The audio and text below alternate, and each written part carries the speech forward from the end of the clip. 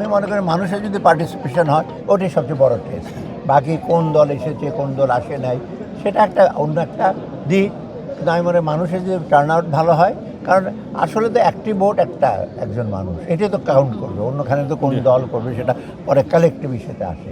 অর্থাৎ আমি মনে করি এখন পর্যন্ত যেটা আসছে স্বতঃস্ফূর্ত এবং আরও সামনে আছে সময়, আরও বেশ সময় আছে, ভোটার টার্ন আউট ভালো হবে। স্যার সরকার তো একটা আর আপনারা একটু আপনারা একটু বাংলাদেশের সবাই একযোগে একটু কাজ করেন, আমাকে দ্রুত সামনে নিয়ে যাওয়ার দিন আসছে। আমরা যতদিন ছিলাম আমরা কিছুটা চেষ্টা করেছি, কিছুটা গ্যাপস আছে, একবারে 17 মাসে সব কিছু করা যায় না, তবে আমরা সদিচ্ছা নিয়ে করেছি। আশা করি আগামী যে সরকার আসুক তারা আমি দ্রুতটার প্রতি এমফেসিস দিচ্ছি।